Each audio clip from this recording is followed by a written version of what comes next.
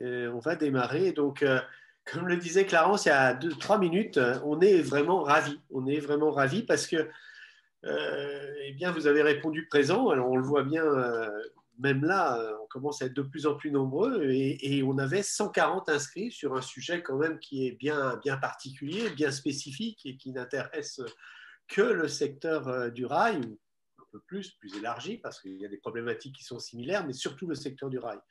Donc, merci à vous d'être là. On se présente en 2 minutes. On a le plaisir de travailler, Clarence, Guillaume et moi, ensemble depuis un certain temps et un certain plaisir parce qu'en plus, on est très complémentaires. Il y a Clarence, sa spécialité, c'est la raison d'être, ce sont les valeurs intrinsèques de l'entreprise, c'est la façon de les faire émerger, de pouvoir les répandre au sein de l'entreprise. Guillaume, lui, il va encore sur le stade d'après, c'est-à-dire qu'on peut passer en entreprise à mission, hein, quelque chose quand même qui est très, très dans l'air du temps et plus que dans l'air du temps, quelque chose qui est important dans la loi Pacte. Et puis, quant à moi, j'essaye de faire un petit peu le lien, c'est-à-dire que j'essaye d'apporter l'alignement entre ces fameuses valeurs et puis l'offre de service de l'entreprise. Et puis, évidemment, la communication qui va aussi bien en interne qu'en externe.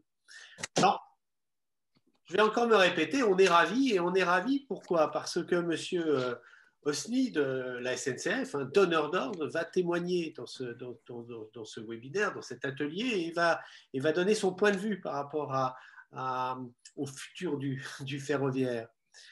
Et puis, c'est joint à cette émulation, bien Martine Sanchez, qui travaillait chez Vinci et qui a travaillé avec Clarence à Londres, qui est une spécialiste de la RSE. Et puis, Émeric Leggan, qui prendra aussi la parole en tant que Colas Rail et qui nous a aidé à monter ce webinaire en nous donnant ses conseils. On était encore il y a 1 heure ensemble pour préparer tout ça et surtout, il nous a permis une diffusion de ce webinaire qui fait qu'il va être certainement un franc succès. Donc, j'arrête de parler et de faire cette introduction pour passer la parole à Guillaume qui va contextualiser la problématique et puis Clarence qui après va nous parler de valeurs et on pourra ensuite passer la parole à monsieur Osni. Merci beaucoup Thierry, bonjour à tous, très heureux de participer à cet exposé et surtout au débat sur le ferroviaire. Alors avant de parler des enjeux, juste un petit peu d'histoire pour recontextualiser l'enjeu du ferroviaire. Le ferroviaire, à l'origine, ce sont 2 fils parallèles de dalles en pierre. Donc, même avant l'introduction du chemin de fer au début du 19e siècle, il y a bien cette notion, cette compréhension de l'avantage immédiat qu'apporte le chemin de fer par rapport aux autres modes de déplacement qui est lié à la réduction de la friction par rapport aux autres modes de transport que sont la route ou la voie navigable. Et donc, même plusieurs siècles après, ce mode reste et il restera dans l'avenir beaucoup moins énergivore. Donc, pas étonnant qu'on en parle aujourd'hui et que ça soit encore au cœur des débats. Alors, c'est un mode de transport qui est beaucoup moins énergivore, qui restera un sujet d'avenir. Et pourtant, les travaux de maintenance et de construction ferroviaire, bien qu'ils soient encore en augmentation et qu'il y ait des projets à venir et des investissements qui sont mis sur la table, sont loin d'égaler les travaux routiers, par exemple. À titre d'illustration, il y a 1,5 milliard d'euros de chiffre d'affaires réalisé dans ce domaine. Alors, on va passer en revue quelques éléments de contexte qui nous semblent susceptibles de représenter des enjeux pour ce secteur fondamental qui est la construction ferroviaire. Alors, l'objet n'est pas ici de parler de l'ouverture du marché du ferroviaire, du désenclavement économique ou du transport modal. On va se concentrer essentiellement aujourd'hui sur vos problématiques au quotidien, avant, bien sûr, comme l'a introduit Thierry, d'ouvrir le débat avec vous. En France, le système est un système relativement top-down. On a quelques donneurs d'ordre, comme par exemple la RATP, la SNCF, bien sûr, et qui procèdent à des appels d'offres. Alors, le premier enjeu, il nous semble, c'est de discuter ensemble pour un terrain contractuel favorable au partenariat. On voudrait impulser un système gagnant-gagnant.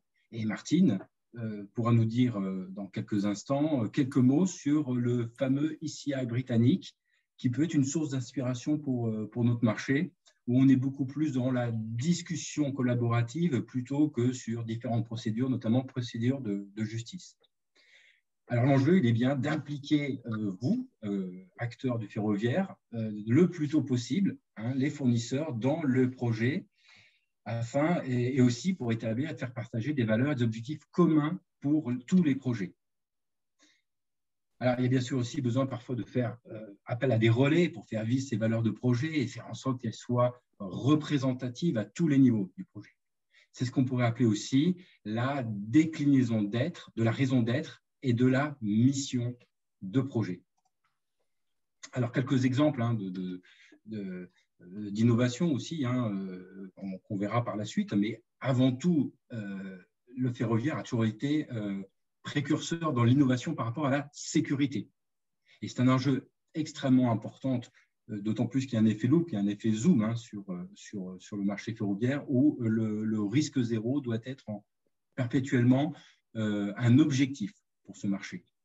Et pour ça, il est intéressant aussi d'observer ce qui se passe ailleurs, d'observer les bonnes pratiques étrangères.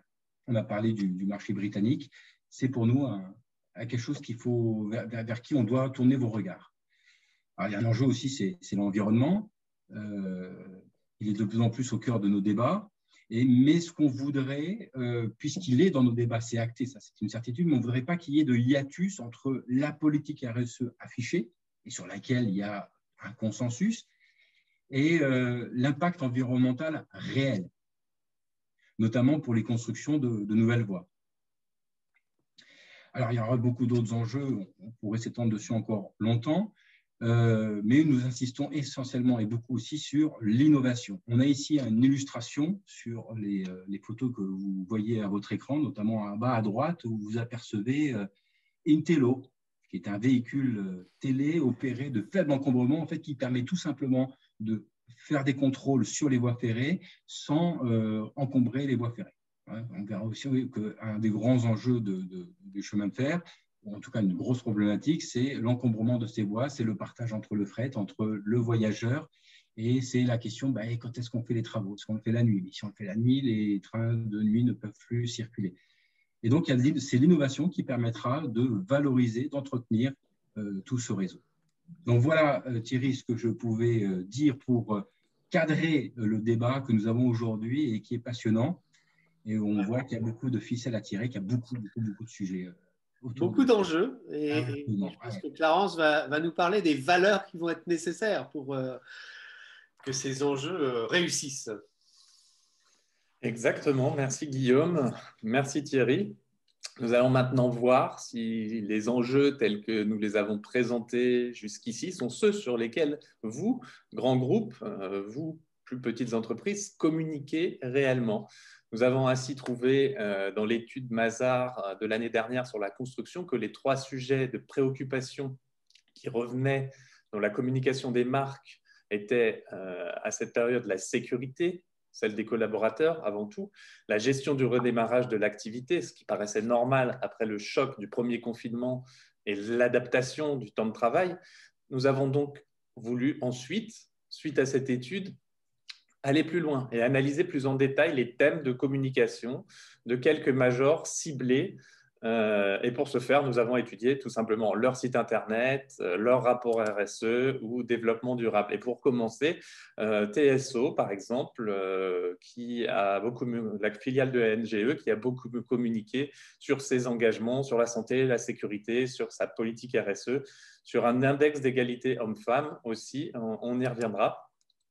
Autre exemple, Aegis, qui s'implique beaucoup en tant que concepteur, bureau d'études sur ces questions de développement durable, de RSE, énergie-climat, biodiversité, mobilité, ville durable. Il y a une façon de communiquer chez les bureaux d'études qui est un petit peu différente des constructeurs et des mainteneurs. C'est intéressant, là encore, d'étudier tout ça très, très précisément.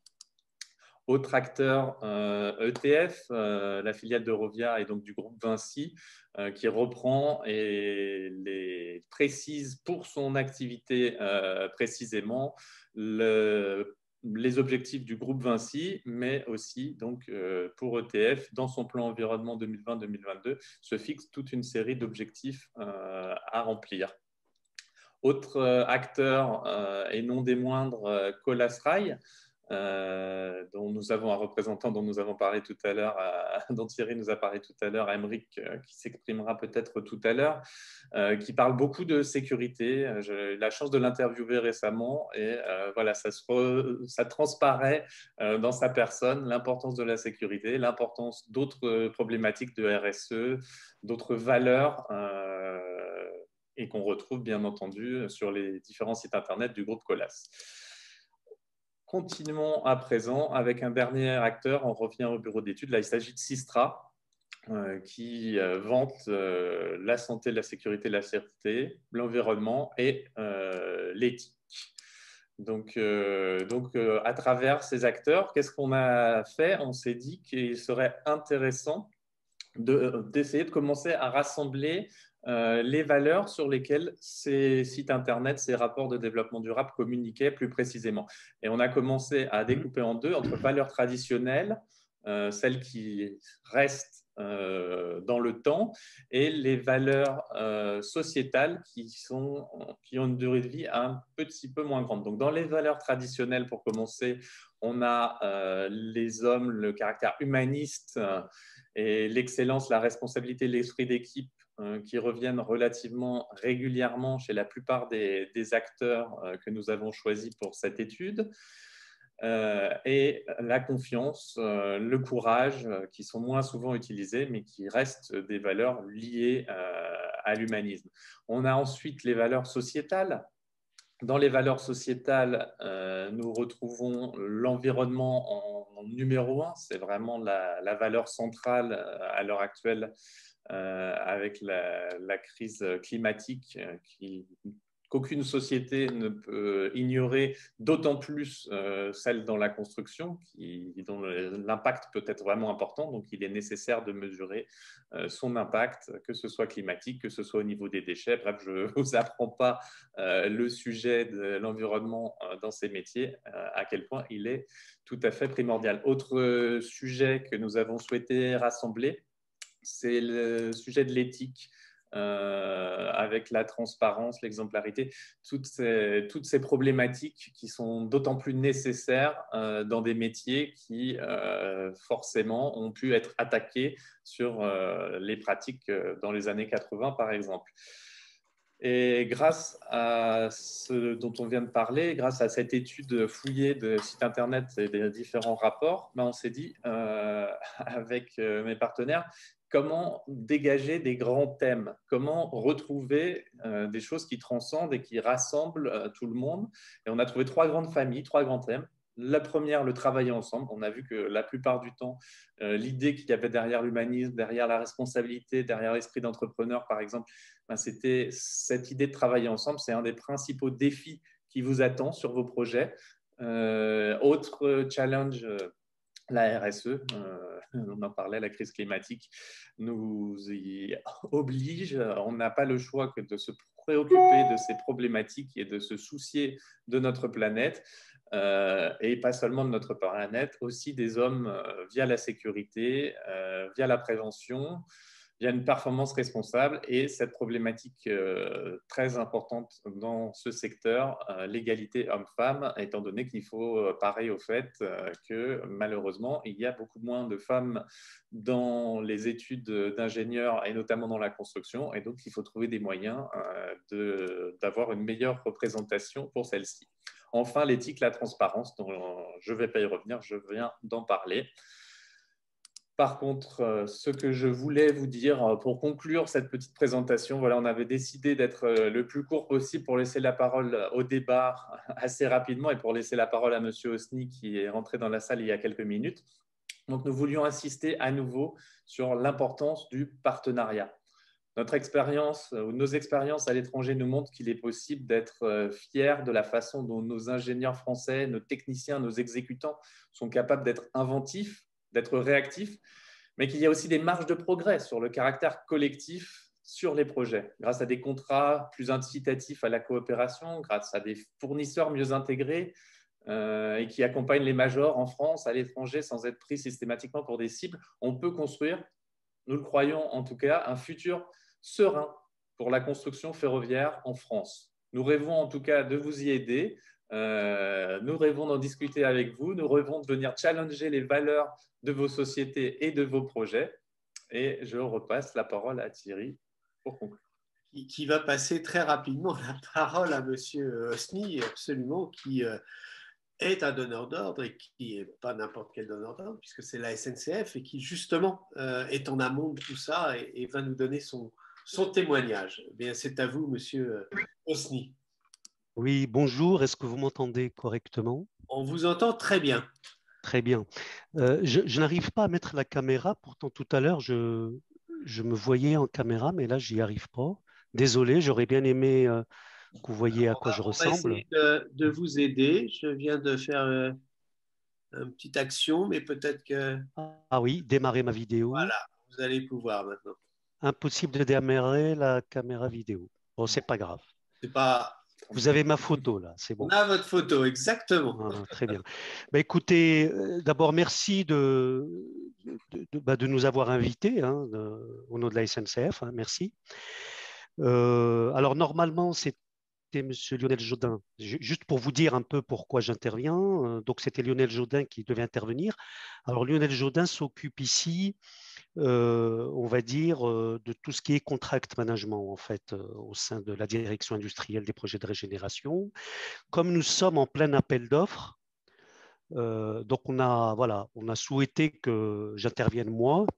Donc moi, je suis le directeur de la performance de la direction industrielle des projets de régénération et auparavant, j'étais le directeur des suites rapides. Et justement, c'est quoi le changement?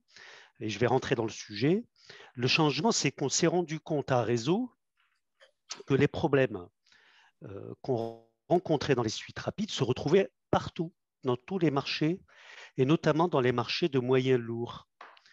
Et donc, c'est pour cette raison que nous avons élargi finalement le périmètre sur lequel je travaillais, donc les suites rapides, voies et caténaires, à l'ensemble de l'activité industrielle donc de Réseau.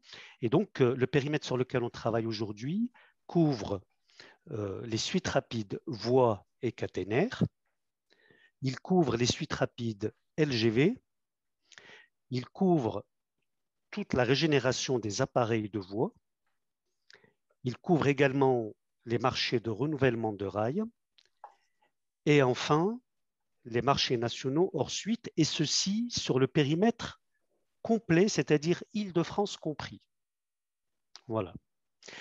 Alors, qu'est-ce qui va changer? Qu'est-ce qui a changé? En fait, l'intervention précédente, je crois que c'est de M. Michel Clarence, en fait, on s'est rendu compte que la manière dont on travaillait avec les entreprises, et ça c'est le retour d'expérience que j'ai eu au niveau des suites rapides nationales, voies et caténaires, n'était pas tout à fait la bonne. La bonne manière de travailler avec les entreprises, c'est ce qu'a dit M. Clarence, c'est-à-dire, M. Michel Clarence, c'est-à-dire travailler ensemble. Voilà, travailler ensemble, savoir travailler ensemble, parce qu'au bout du bout, quand on regarde les résultats que nous avons sur les suites rapides nationales, Réseau est mécontent et les entreprises sont mécontentes. Donc ça veut dire nous n'avons pas ensemble réussi à produire de la valeur pour l'un et pour l'autre.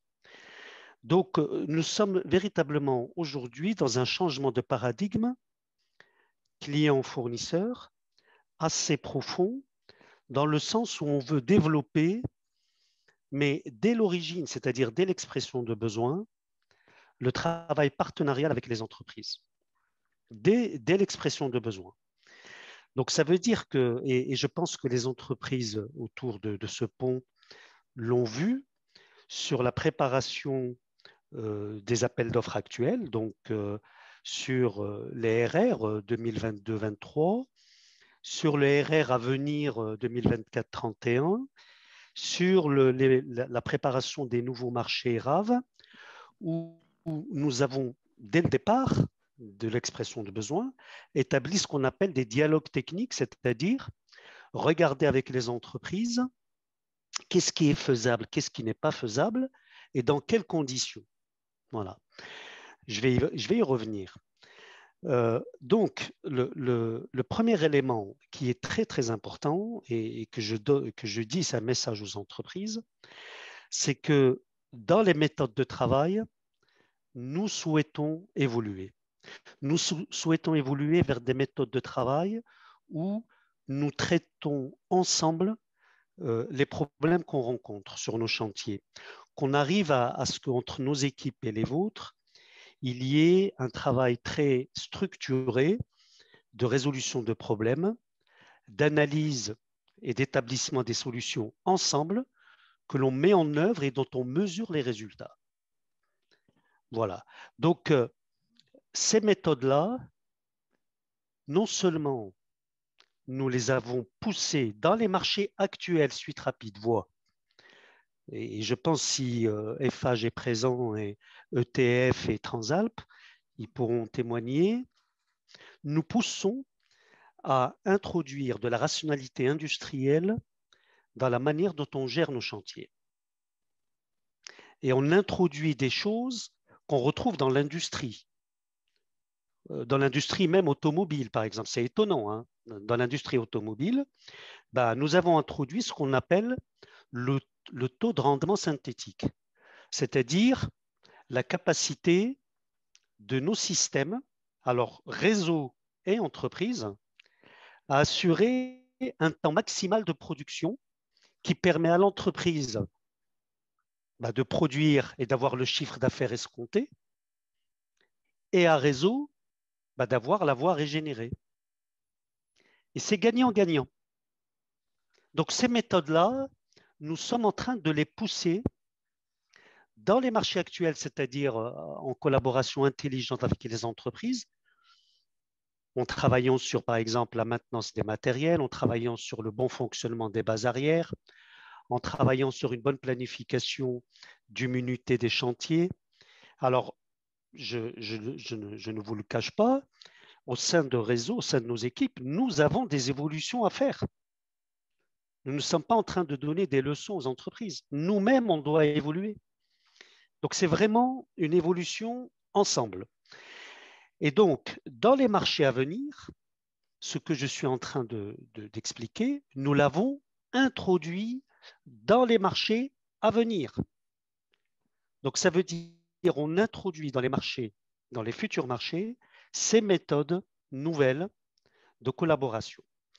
Nous introduisons, donc j'ai noté ce qu'a dit M.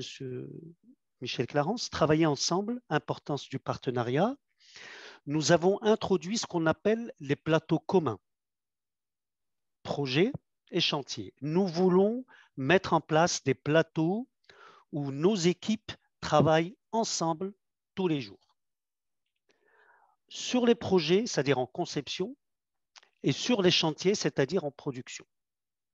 Voilà, ça, c'est quelque chose qu'on introduit aujourd'hui en spécification dans les appels d'offres. Ensuite, la question du RSE. La question du RSE, je pense que les entreprises présentes, en tout cas celles avec lesquelles je travaille, ont bien vu l'importance que nous avons donnée dès 2018 dans les nouveaux marchés à la sécurité. Et combien tous les jours nous travaillons ce sujet. Alors la sécurité technique, au sens des matériels et de leur exploitation, mais la sécurité au sens santé au travail.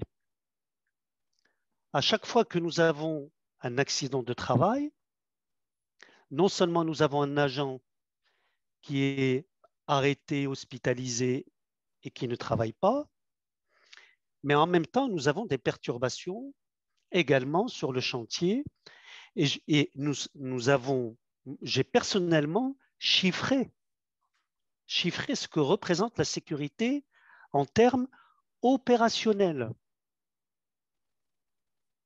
Donc le RSE, c'est un sujet très sérieux, très important.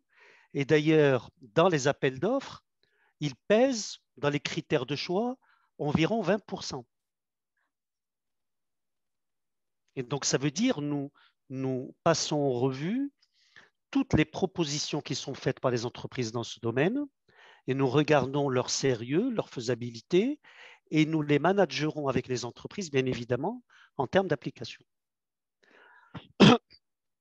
En ce qui concerne l'éthique et la transparence, de la même manière. De la même manière, nous avons vécu des choses, et je parle de nous, SNCF, qui ne sont pas correctes vis-à-vis des entreprises. Et nous le traitons en interne. C'est-à-dire l'éthique et la transparence, c'est également nous, le client, nous souhaitons le travailler, nous voulons le travailler, nous voulons de la transparence et de l'éthique. Et comment cela se fait? Cela se fait par l'établissement de règles de fonctionnement qui soient correctes, avec des éléments mesurables, partagés en toute transparence avec les entreprises. Et de même, on attend exactement la même chose des entreprises. Je contrôle le temps. Okay. Bien. Juste un petit mot encore. Oui. Et donc ensuite, oui, je pense que vous le savez, pour, comment je dire, argumenter encore plus mes propos, on a engagé un retour d'expérience sur tous les marchés qui sont en cours aujourd'hui. Et ce retour d'expérience, nous le partagerons avec le SETVF, c'est-à-dire avec le syndicat des entreprises de travaux ferroviaires. Alors, à la fois sur le MNHS, mais également sur les marchés actuels. Et donc, notre objectif, c'est quand même de montrer ce qui va, ce qui ne va pas dans les marchés, mais aussi dans le fonctionnement des marchés. Et d'ailleurs, à ce propos, les achats vont organiser un séminaire sur cet état des lieux et avec des propositions d'axes d'amélioration qui seront partagés avec les entreprises. Donc, pour conclure et laisser le débat, donc, le but quand même, c'est de donner de la visibilité. Il faut qu'il y ait de la visibilité sur le fonctionnement de comment on veut fonctionner avec les entreprises. La visibilité sur le besoin, c'est-à-dire comment le besoin est conçu, quels sont ses plus, ses risques et comment les risques de ce besoin sont couverts dans les marchés. Et je ne suis pas en train de décrire du rêve. Aujourd'hui, dans un certain nombre d'appels d'offres, nous prenons en charge, par exemple, les amortissements dans des coûts fixes. Nous les prenons en charge. Donc, on prouve ce que l'on dit, c'est-à-dire qu'il y a un certain nombre de risques qui sont chiffrés et pris en charge. Il y a également des éléments sur le besoin. Par exemple, si on demande des conditions de sécurité particulières, on demande qu'elles soient chiffrées à part, et ça ne sera pas une surprise au moment où on aura le chantier à faire. Les particularités du RFN sont intégrées et sont prises en compte. Et donc, ce qu'on attend des entreprises, en fait, c'est que dans leurs réponses et dans leurs engagements, que ces analyses, ils les fassent également, qu'ils identifient les risques, qu'ils montrent comment ces risques, ils les couvrent. Et bien évidemment, il faut qu'ils les chiffrent parce que c'est ça qui permet, en fait, de bien, au moment où on aura à produire, de fonctionner dans de bonnes conditions.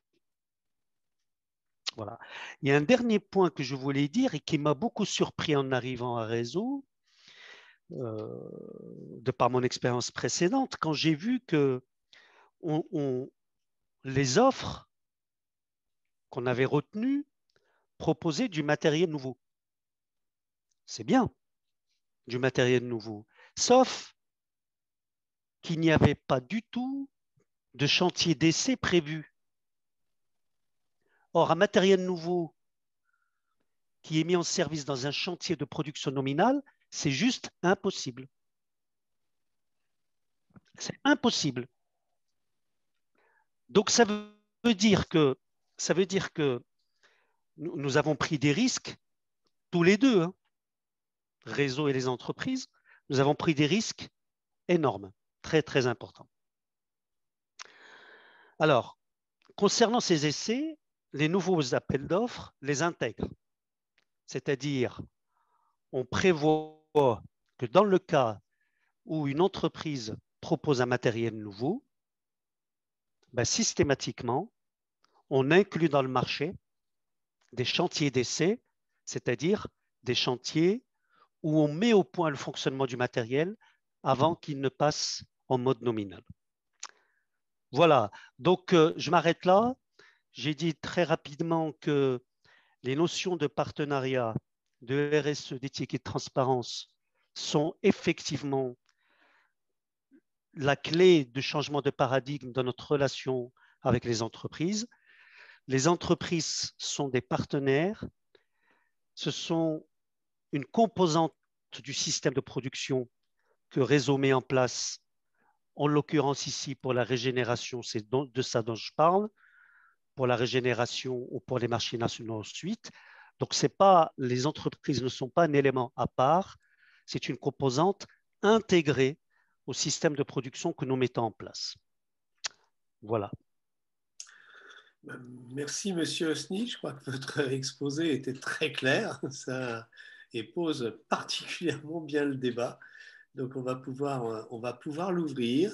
C'est simple, hein, vous pouvez soit poser votre question sur le chat si vous préférez, soit, comme Monsieur El Aslani tout à l'heure, lever la petite main virtuelle pour prendre la parole. Et donc, je vais vous passer la parole, Monsieur El Aslani. Vous souhaitiez réagir aux propos de Monsieur Osni. Bonjour à tous et à toutes, et bonjour aux participants, et bonjour à Mohamed Osni. Est-ce que vous m'entendez tout d'abord? On vous entend. Oui, très bien, très bien. D'accord. Alors, pour me présenter, moi, je suis géomaticien chez Colas Rail, à l'agence de Grenay, et je développe différents projets, différentes technologies pour anticiper les chantiers à venir. Et concernant, en fait, le partenariat que Mohamed a développé tout à l'heure sur le projet sur certaines technologies que je développe, il y a un projet auquel je suis un petit peu bloqué.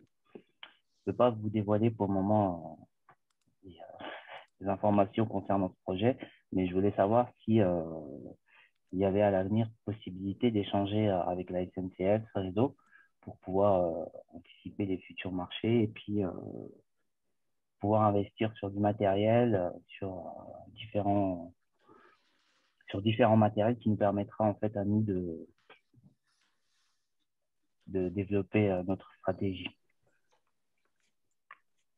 La réponse est bien évidemment oui. Je pense que nous sommes tout à fait ouverts à des évolutions qui, bien évidemment, nous permettent de produire plus en qualité, plus en sécurité, plus en économie et plus en régularité, c'est-à-dire ne pas provoquer des retards de restitution de chantier, ce genre de choses. Nous avons travaillé avec justement Colas Rail sur des systèmes. On a développé avec Colas Rail des systèmes, par exemple, de criblage de ballast ou de contrôle du criblage de ballast. Et donc, ces systèmes sont tout à fait opérationnels. Et bien évidemment, nous sommes ouverts à des propositions. Et comme vous le savez, toute proposition technique, d'évolution technique, une fois qu'elle est mise au point techniquement, il faut qu'on la mette au point industriellement. Et souvent, c'est là où le bas blesse. C'est quand on passe à l'industrie. Alors, l'industrie, ça veut dire SQCD, c'est-à-dire sécurité, qualité, coût, délai. Et voilà, donc si ça passe au travers de ce filtre et que la technique répond, nous sommes bien évidemment ouverts. Et si vous voulez, vous pouvez m'en parler par la suite, il n'y a pas de problème. Mais nous sommes ouverts, bien évidemment. D'accord, je vous remercie pour votre réponse. Merci beaucoup. Alors, je vois qu'il y a une question concrètement. Oui. Quels sont les outils contractuels et matériels que la SNCF propose de mettre en œuvre pour faciliter le travail collaboratif? Beaucoup. Je commencerai par le plus simple, des plateaux communs. Alors, les plateaux communs, qu'est-ce que c'est?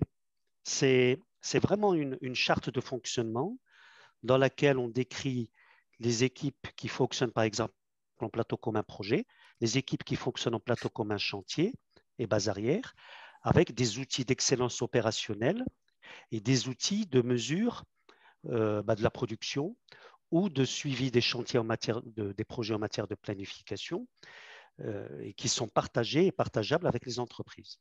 Voilà. Bien évidemment, il n'y a pas que la SNCF qui propose, les entreprises aussi proposent des outils. Et voilà, et donc on partage là-dessus. Alors, il y a moi, il y a juste un petit problème que je n'ai pas encore bien résolu, c'est que les entreprises n'ont pas attendu la SNCF pour progresser. Et heureusement. Mais en faisant cela, elles créent leur propre système et donc de temps en temps, on a des systèmes qui doivent se parler.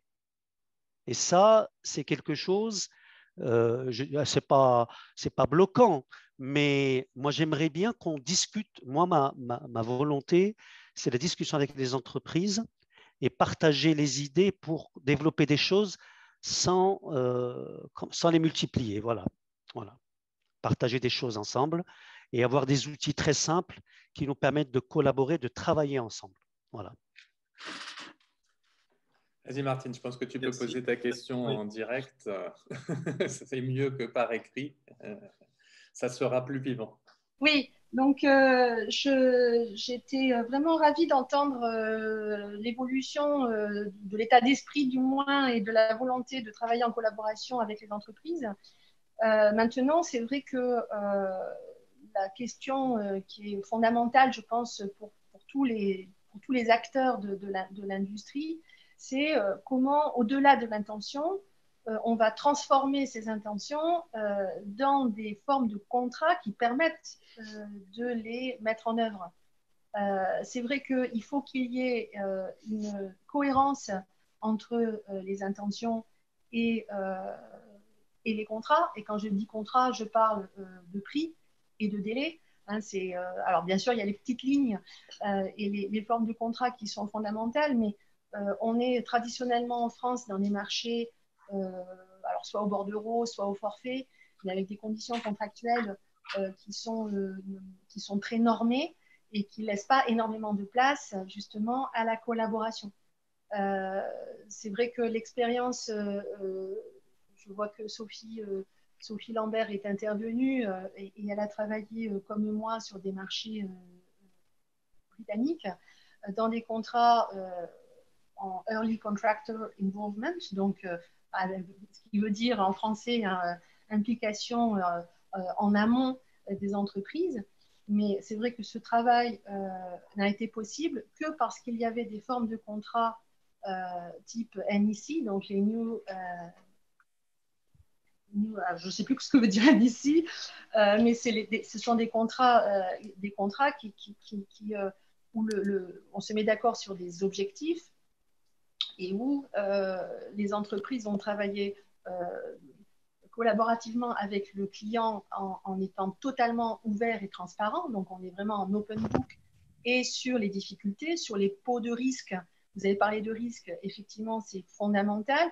Les pots de risque sont partagés. On dit, il y a tel risque qui appartiennent au client, tel risque qui appartiennent à l'entreprise. Et puis, on va revoir périodiquement où en est l'état du pot de risque, et puis on va transformer certains risques qui ont disparu, et bien on va transformer ça en opportunité. Ça remet de l'argent au pot, je dirais. Et puis, au contraire, on est sur une base de coûts réels avec possibilité, dès qu'il y a des suggestions imprévues, de venir retravailler sur les coûts objectifs, de transformer les suggestions imprévues en possibilité d'extension de délai. Enfin, tout un tas de mécanismes qui sont intégrés au contrat, qui certes apportent de la lourdeur, et ça, tous ceux qui ont travaillé en Angleterre pourront témoigner que c'est un petit peu pénible au début de se mettre à toutes de se soumettre à je dirais, aux conséquences de la collaboration qui demande forcément de la transparence. Qui dit transparence dit ben, on se parle, on a beaucoup de réunions, on va venir partager de l'information explicite que d'habitude les entreprises n'ont pas l'habitude de partager avec les clients. Mais au bout du compte, on se rend compte qu'on a des marchés sur lesquels on règle techniquement les problèmes. Les gens sont globalement quand même beaucoup plus heureux au travail parce qu'ils n'ont pas cette espèce de stress et de pression permanente du planning et puis de rentrer dans le budget avec une épée de Damoclès sur la tête. Et on a un état d'esprit de projet qui a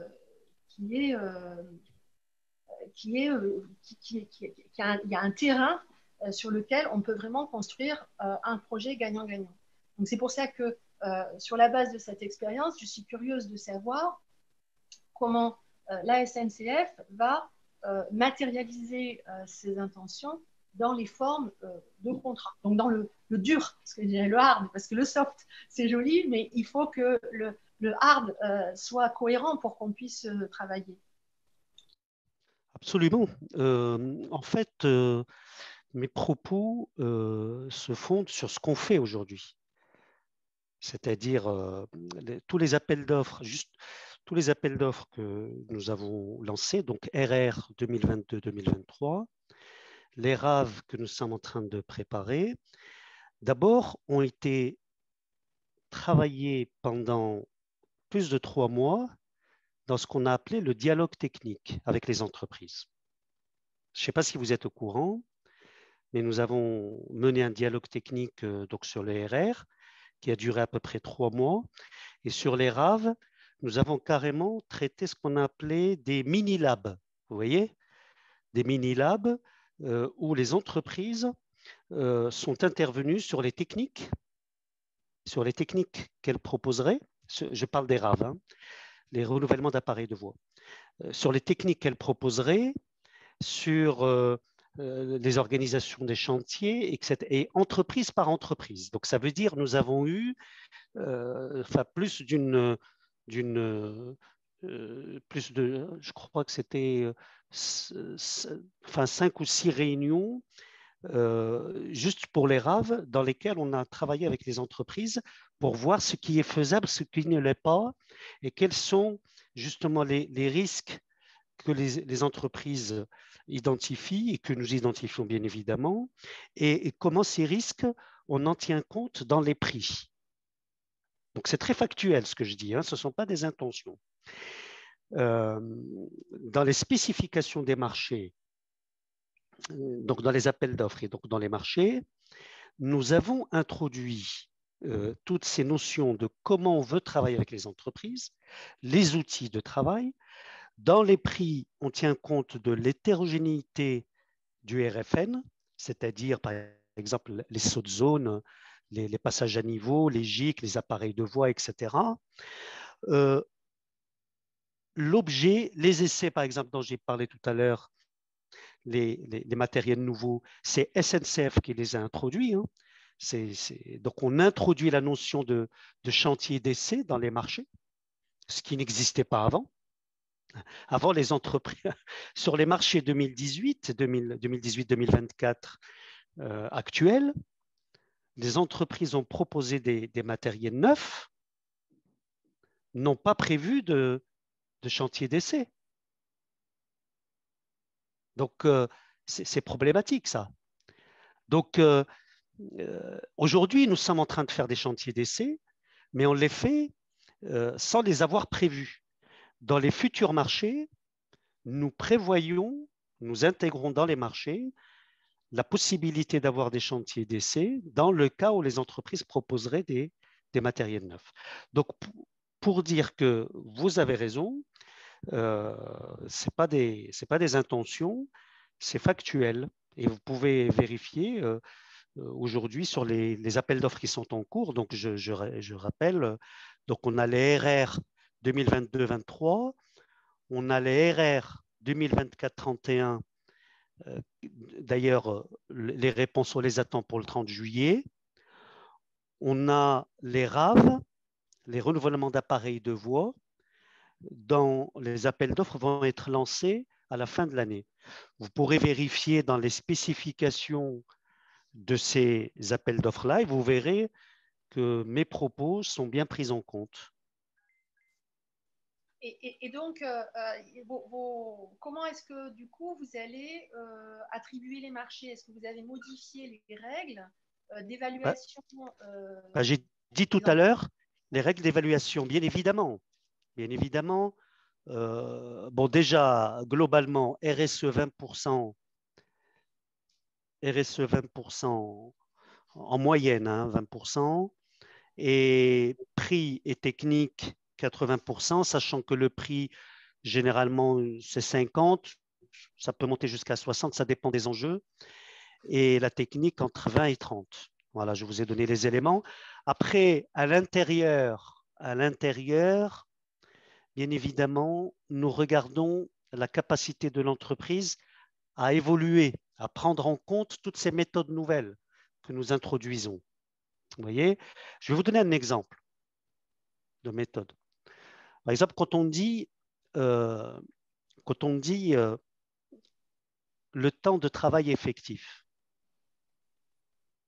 Le temps de travail effectif, il y a une part qui est de la responsabilité de la SNCF.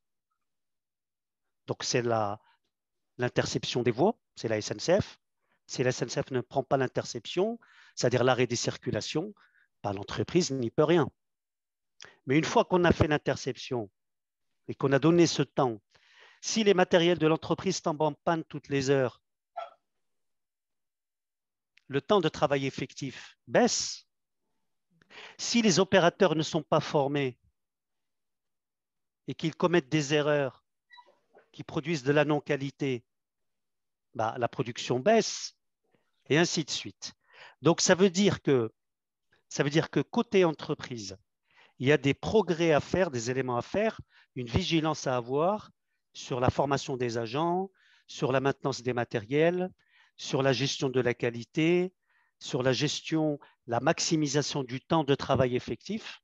Voilà.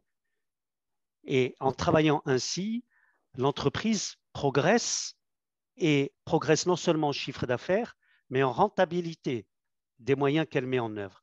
Côté réseau, on progresse parce qu'on régénère la voie et donc on atteint les objectifs de la trajectoire économique pour laquelle nous avons conçu ces marchés. Voilà. Donc, c'est véritable. Alors, ça veut dire que côté entreprise, il faut introduire de la rationalité industrielle. Quand je dis cela, je parle en connaissance de conséquences de ce que ça veut dire. Hein, je suis quelqu'un, je viens du matériel, je viens de l'industrie. Donc, j'ai introduit justement ces notions industrielles sur les suites rapides et ils sont en train de faire tache d'huile partout. Et on peut interroger les entreprises qui travaillent avec nous, qui travaillent avec, je les ai cités, hein, Transalp, Eiffage, Eiffage Rail, ETF, Colas Rail, TSO, etc. Elle voit, et moi je vois les entreprises progresser justement. Ça se voit. Donc ça veut dire que les entreprises ont la possibilité. Bien évidemment, il faut qu'elles aient un client qui l'exige. Hein, c'est à deux qu'on avance. Hein, c'est pas chacun dans son coin. C'est à deux. Voilà. J'espère avoir répondu. C'est vraiment très, très effectif ce que je dis. Hein. Ce n'est pas des intentions. Hein. C'est factuel. Hein. Et les entreprises doivent analyser de près les exigences parce qu'on les passe au filtre. Hein. Actuellement, nous sommes en train d'analyser les réponses sur... je ne dévoile rien. On est en train d'analyser les réponses sur le RR 2022-2023. Nous regardons tous les sujets. Et c'est sérieux. On regarde comment l'entreprise est organisée, comment elle prévoit de gérer son matériel, comment elle gère ses ressources humaines, comment elle gère sa formation, comment elle gère la doc, comment elle va programmer, comment elle va planifier, comment elle va interagir avec nous, avec nos équipes, etc. etc. Voilà. Parfait. Le temps passant, et parce que c'est Oui, passionnant, ça passe vite. et on a encore quelques questions. Sophie Lambert va intervenir. Ensuite, j'aimerais bien que Aymeric Guégan, en tant que directeur RSE et sécurité du groupe Colas-Rail, intervienne et nous donne son point de vue. Ensuite, on Très repassera bien. la parole à Tarek pour continuer ce débat. Voilà. Ben, écoutez, Sophie, pouvez-vous nous dire par oral votre question? C'était pas vraiment une question, c'était juste une petite précision, mais je vais être brève. C'était juste pour rebondir sur ce que disait Martine au sujet des contrats NIC à l'anglaise. Effectivement, moi, je les ai beaucoup pratiqués. Effectivement, c'est des ambiances de travail qui sont beaucoup plus collaboratives et beaucoup plus, on va dire, apaisées, des relations clients-entreprises beaucoup plus apaisées. Et du coup, je pense des résultats sur le terrain qui sont bons. Le bémol que j'apporterai quand même à l'enthousiasme de Martine, c'est que, et comme elle le disait, ça implique des lourdeurs administratives et de suivi de contrats qui font qu'à mon avis, comme pour un client, éventuellement, ça peut allonger les délais et augmenter les prix. Alors, donc, du coup, je pense qu'il y a un juste milieu à trouver entre notre système bridé à la française, comme je mettais en commentaire dans le chat, par les marchés publics, les CCAG, les CCTP, les CCAP, les CCTP, etc. Et ce modèle britannique beaucoup plus collaboratif. Donc, je pense qu'il y a du bon à prendre des deux côtés. Voilà. C'était juste ça mon point. Bien. Aymeric, votre point de vue? Donc, bonjour à toutes et à tous. Moi, je n'avais pas entendu M. Hosny par rapport à la démarche SNCF. Du coup, je la découvre en même temps que les gens qui sont devant leur PC. Donc, je trouve ça très intéressant. Quand je suis arrivé dans le ferroviaire en 2013, j'occupais des fonctions de chef de service juridique, chef de service contract management, ce qui n'est pas mon cas à l'heure actuelle. Et ce que j'entendais, en tout cas, entre 2013 et je vous dirais jusqu'à minimum 2020, c'était qu'on était avec le groupe SNCF dans une relation un peu d'injustice où, effectivement, comme le disait M. Hosny, il y avait beaucoup de crispation. SNCF n'était pas forcément contente des entreprises ferroviaires dont Colas-Rail et les entreprises ferroviaires dont Colas-Rail n'étaient pas contentes de SNCF puisqu'elles estimaient effectivement faire beaucoup de choses avec aucune rémunération en adéquation avec les réalisations et parfois des conditions de sécurité qui étaient détériorées par l'empressement qu'on avait par rapport aux différentes restitutions tardives des emprises.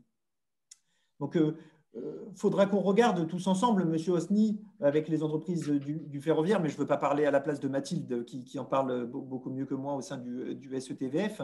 Mais finalement, ce que va générer ce dialogue technique, ce que vont générer ces mini-labs sur les RAV, pour voir aussi comment ça a été vécu chez nous, les répondants.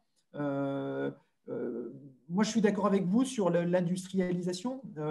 Je m'aperçois que sur les marchés des suites rapides, notamment sur les métiers de la sécurité ferroviaire, on était très contents en suite rapide parce que c'était très bien organisé. On avait du temps pour se préparer, du temps pour acheminer. Donc, ça se passait à chaque fois mieux que sur d'autres marchés. Donc, si vous arrivez à avoir une résonance aujourd'hui supérieure de la résonance que vous aviez sur les suites rapides, sur d'autres marchés, je pense que ça sera propice à de meilleures conditions de sécurité. Et dernièrement, on constatait au SETVF qu'on intitulait nos réunions sécurité maintenant réunions, on nous demandait de les intituler réunions partenaires. Donc, je commence à comprendre tout le sens qu'avait cette volonté de la SNCF d'appeler ça les réunions entre les entreprises ferroviaires et la SNCF comme réunions partenaires, puisque je pense que vous prenez le bon pli. Maintenant, on va regarder parce qu'effectivement, comme pour la RSE, entre le discours et les actes, il faudra qu'on regarde effectivement si dans la réalisation de tout ça, si on en a tous tiré le meilleur bénéfice pour arriver à faire des travaux pour le groupe SNCF avec de la rentabilité, parce qu'aujourd'hui, c'est très, très compliqué pour nous tous de travailler en ce sens. Et souvent, je dis que sur la RSE, c'est la responsabilité de l'homme envers ses semblables. Donc ça, c'est très important pour nous, puisqu'on effectue parfois aussi le même métier que la SNCF, mais qu'on soit tous traités à la même enseigne et qu'on ait des rapports équilibrés entre les entreprises prestataires et les donneurs d'ordre. Donc, merci, M. Hosny. Continuons en ce sens. J'ai apprécié ce discours, votre discours, et j'espère que vous diffuserez ces valeurs-là pour qu'elles soient communes à de nombreux services chez SNCF, et nous, on tâchera d'être à la hauteur de vos ambitions. C'est mon discours et c'est la volonté de réseau. Hein. C'est une volonté. Hein. C'est-à-dire, aujourd'hui, on tire les achats aussi vers ce sens. Nos collègues des achats qui avaient une pratique, on va dire, différente. Donc, aujourd'hui, nous les tirons dans ce sens. C'est-à-dire que nous regardons dans le dialogue que nous avons en amont de la consultation. Ça, c'est quelque chose de nouveau pour les achats. Donc, c'est nous, les industriels, qui avons poussé cette volonté. Voilà. Donc, on veut vraiment travailler dans ce sens et on en est convaincu. Et tout à l'heure, quand j'ai dit les entreprises sont une composante du système de production, je ne peux pas trouver d'autres mots plus que ça pour dire que c'est un ensemble intégré qui doit fonctionner. Voilà. Et donc, le contrat, finalement, c'est juste ce qui va tisser le lien pour que cet ensemble puisse fonctionner. Voilà, c'est tout. Mais nos discours, malgré le fait, sur les contrats actuels, qu'on ait des soucis justement de spécification qui imposent que les prix soient liés, par exemple, au respect du temps de travail, etc., nous poussons nos équipes à réfléchir production. Les équipes de l'entreprise et les équipes de la SNCF. Réfléchissez production, c'est-à-dire sécurité, qualité, production de la régie et respect de la régularité. Les questions de contrat où on voit qu'il y a des choses qui sont un peu tordues, qui sont difficilement maniables, ces choses-là, nous les laissons pour les traiter au bon niveau à chaque fois que nécessaire. Mais on pousse nos équipes à réfléchir production. Et ça rend sain le climat de travail et ça rend sain finalement la collaboration. Voilà. Tout à fait, donc merci. c'est véritablement une volonté, hein, c'est une volonté forte. Voilà. À la question que Mme Baumier posait, je crois que M. Hosny a répondu directement dans le chat. Je vois que Guillaume pose une question, donc je te passe la parole, Guillaume. Oui, bon, tout d'abord, merci, parce que en fait, vous avez répondu à ma première question. Mais oui, mais si je suis innovant, il faut que je fasse un POC. Mais vous avez répondu, vous prévoyez un POC dans la réalisation du chantier. Mais quel est le poids de ce critère dans l'appel d'offres? J'ai vu, par exemple, il y a des 20% sur la partie sécurité, et j'aurai aussi une question là-dessus après. Mais sur la partie innovation, quel est le poids de ce critère? L'innovation fait partie, je crois, du RSE. Je n'ai pas le détail. Mais je n'ai pas le détail, je ne peux pas m'exprimer. D'accord, mais il est pris en compte. Hein. Il est pris en compte, absolument. Absolument. L'innovation, bien évidemment, une entreprise qui propose une démarche innovante, cette démarche innovante, d'abord, elle fera l'objet nécessairement de questionnements avec l'entreprise et ensuite, bien évidemment, elle sera prise en compte. Comme j'ai dit tout à l'heure, le critère, et même en interne, c'est-à-dire vis-à-vis de notre ingénierie, quand il y a une innovation, nous regardons l'industrialisation de l'innovation. Je vais vous donner un exemple. Comme ça vous comprenez, et je vais critiquer la SNCF. Vous voyez, c'est pour vous donner un exemple. Dans les marchés 2018-2024, la SNCF a introduit la restitution à V80. C'est-à-dire on restitue la voie avec une vitesse de circulation à 80 km/h. C'était une innovation, ça. D'accord? Sauf que cette innovation, nous ne l'avons pas industrialisée avant de la mettre dans les marchés. Donc, il a fallu la travailler dans les marchés, pendant l'exécution des marchés. Et pendant 2 années, 2018 et 2019, nous avons rémunéré les entreprises comme si elles produisaient du V80. Ça coûte plus cher le V80. Comme si elles produisaient le V80. Nous avons mis 2 ans à le mettre au point dans l'exécution des marchés. Ça, on ne le refera plus jamais. Vous comprenez ce que je veux dire? Donc, oui, l'innovation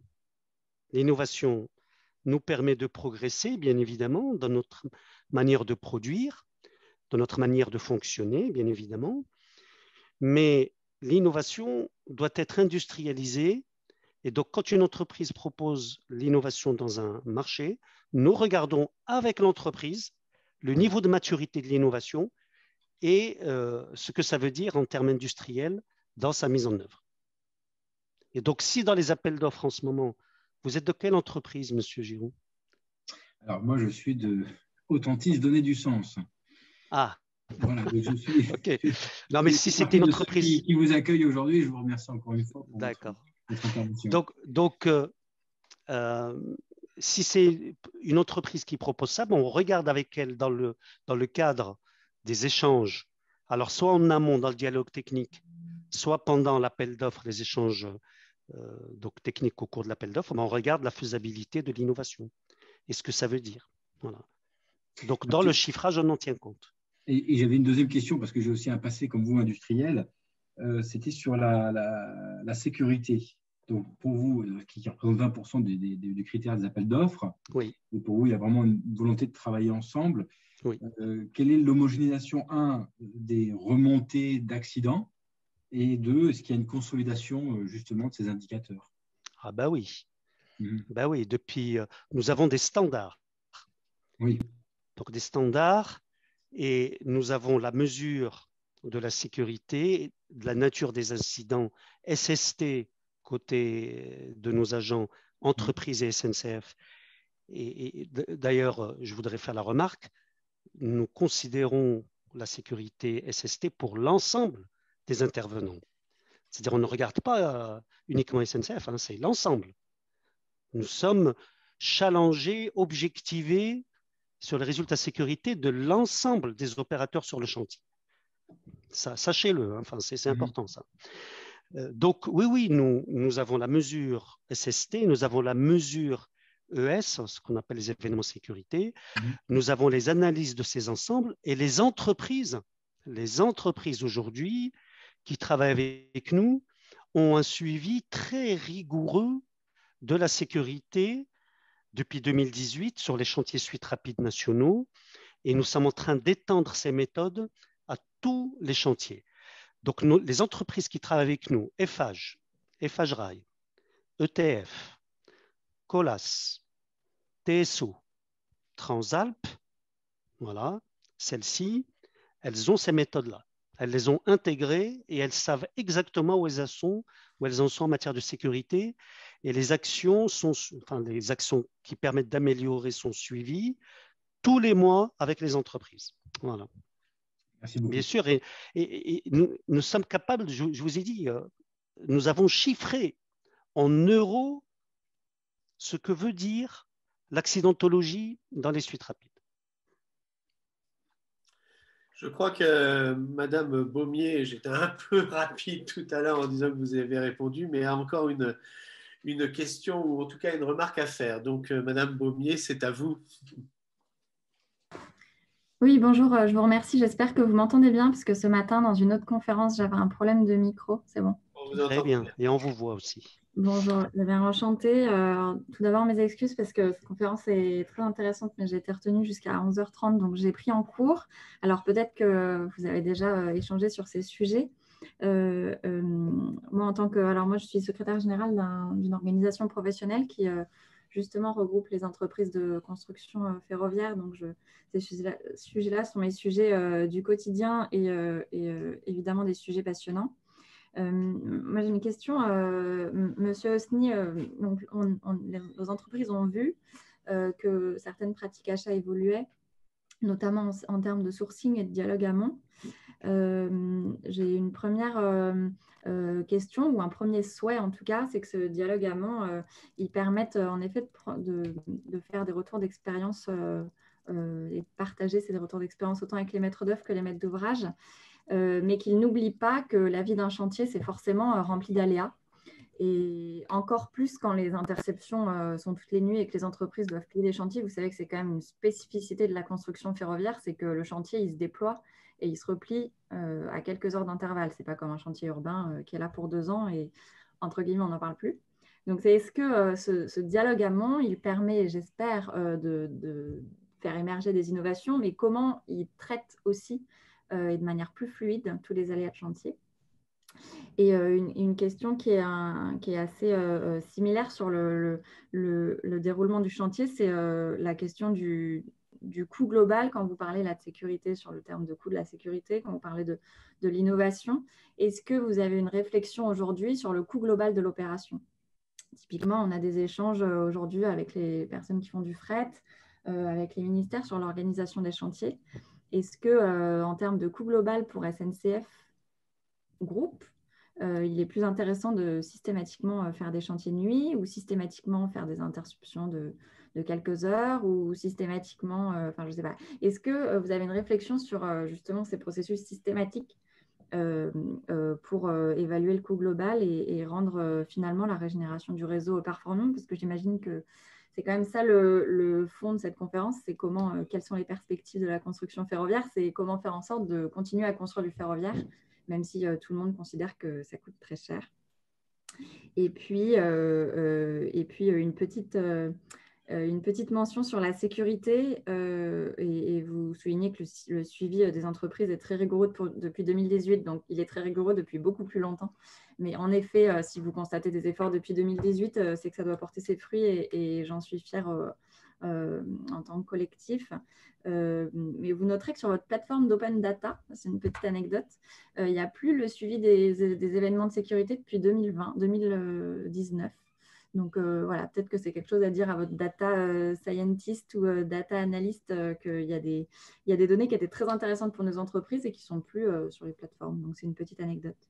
Mais voilà, j'ai peut-être posé des questions qui ont déjà émergé au début du débat, donc n'hésitez pas à me couper ou à répondre plus rapidement. Et je vous remercie. Merci. Monsieur Koulma, j'ai combien de temps là? Juste pour... Nous sommes déjà hors délai, mais le débat est passionnant, donc on le laisse passer. Bon, je réponds. Si vous répondrai en 5 minutes, comme me fait voilà. Clarence. En 5 minutes. Sinon, ouais. on prendra en 5 minutes. Ouais. Donc pour l'open data, je suis désolé. D'abord, je n'étais pas informé. Il n'y a aucune raison que les données ne soient plus disponibles. Donc, je viens de l'apprendre. Je ne le savais pas. Voilà. OK. Concernant les aléas de chantier, justement, vous savez, quand on parle de plateau commun, chantier, le but, c'est de gérer ensemble la vie du chantier. Et donc, quand on a un aléa, le fait qu'on ait des plateaux communs, ça veut dire que cet aléa va être analysé, décortiqué entre les deux équipes et les causes de l'aléa traitées, qu'elles soient SNCF ou qu'elles soient entreprises. Donc, l'aléa de chantier n'est pas un problème pour nous. Ce qui est un problème, c'est de ne pas l'analyser et ne pas le traiter. Voilà. Et dans les dialogues techniques que nous avons en amont, on parle de ces sujets, on parle de l'organisation des chantiers justement et de comment le chantier doit fonctionner et donc les aléas gérés. Concernant le coût global des opérations, bien évidemment que nous le mesurons parce que l'engagement que nous avons avec l'État est un engagement sur ce qu'on appelle le coût global, le coût de l'opération qu'on appelle le GOPEC, qui est un coût en fait qui intègre justement des conditions à la fois capacitaires, des conditions de travail jour et nuit, des conditions de restitution de vitesse, par exemple V80, qui rentrent dans le prix global sur lequel on s'engage et que l'on vend à l'État. Et finalement, c'est ça qui constitue notre trajectoire économique. Donc, juste pour répondre, la réponse est oui, nous mesurons le coût global et on se fixe même des objectifs de coût global. Donc aujourd'hui, nous avons des objectifs qui sont fixés pour 2021, 22, 23, etc., 26. Donc nous avons la visibilité jusqu'en 26 de ce que nos chantiers doivent coûter et dans quelles conditions. Voilà. Je ne sais pas si j'ai répondu, mais ces éléments-là, bien évidemment, nous les maîtrisons et les entreprises représentent une partie de ce coût, bien évidemment. Une seule partie. Voilà. Et il y a plusieurs autres éléments qui rentrent dans le coût global des opérations de régénération. Un grand merci, monsieur Hosny. Il y a une main levée de monsieur El Aslani, donc pour peut-être la dernière question, remarque, avant que Clarence, tu conclues. Alors, me concernant, c'est plus une remarque. Il faut savoir que je suis aussi un homme de terrain, contrôleur qualité, géomètre, et cette année, je fais une licence en cartographie, topographie et SIG. Donc là, pour le moment, je suis le seul géomaticien chez Colas Rail. Donc, concernant la partie sécurité sur le terrain, j'ai bien constaté, comme le disait Mohamed, que nous avions des problèmes industriels, des pannes de machines. Du coup, le projet, la technologie que je mets en place aujourd'hui, c'est technologie d'anticipation. C'est lié à la géométrique. Et concernant l'innovation aussi, Colas, aujourd'hui, non, je vais revenir sur la sécurité. Aujourd'hui, l'agence à Grenay, c'est 0 accident. J'ai ressenti beaucoup de sécurité durant cette année. Et maintenant, je vais revenir sur la partie innovation. J'étais sur le chantier de Val d'Aron il y a à peu près 2 mois. Et aujourd'hui, Colas digitalise toutes les fiches de contrôle qualité. Il y a innovation déjà pour la performance, il y a innovation pour l'environnement. Et du coup, je voulais vous faire part que Colas aujourd'hui développe est au cœur du sujet. Très bien, très bien. Comme les autres entreprises, ne ramenons pas à Colas toutes ces belles choses. Toutes les entreprises partagent des choses extraordinaires et voilà. Qu'on ne résume pas cette conférence à Colas Rail. Je côtoie les autres entreprises et il y a des choses admirables dans chaque entreprise, y compris dans les petites. Absolument. On reconnaît la valeur justement d'altruisme dans le RSE que véhicule bien Émeric. Hein. C'est en effet tout un métier, tout un secteur qui va ensemble. Monsieur Hosny, peut-être une remarque. Absolument. Enfin, je veux dire, on progresse, on ne peut progresser qu'ensemble. Hein, de toute manière, on ne peut progresser qu'ensemble. Moi, je voudrais juste rajouter un petit point aux entreprises. C'est que ayez une veille et travaillons ensemble sur tous les référentiels techniques qui évoluent, etc. C'est un problème que je n'ai pas encore bien résolu. Enfin, il faut qu'on trouve un moyen où les entreprises et nous, on ait une veille sur les évolutions techniques sur lesquelles on travaille et les évolutions techniques finalement qu'on valide pour une mise en œuvre. Ce qui permet aux entreprises d'être en permanence en ligne et notamment dans la préparation des nouveaux marchés, etc. Voilà. Écoutez, cette conclusion est parfaite parce que ça va nous donner envie, et j'espère à vous aussi, d'un deuxième atelier parce que c'est riche et on voit bien qu'on n'a pas creusé tous les sujets, mais qu'il y a déjà de la congruence, comme on dit maintenant, et c'est vraiment passionnant. À toi peut-être le dernier mot pour conclure, Clarence. Merci Thierry, merci à tous. Je crois que ce dont témoigne effectivement ce léger dépassement de délai, c'est de l'appétence au dialogue des différents acteurs du ferroviaire, l'appétence à dialogue avec le client et entre eux. Donc nous sommes très heureux d'avoir contribué à ouvrir ce débat et on aura plaisir effectivement à renouveler l'expérience. On vous tiendra au courant. N'hésitez pas d'ici là à nous contacter sur LinkedIn pour continuer les échanges.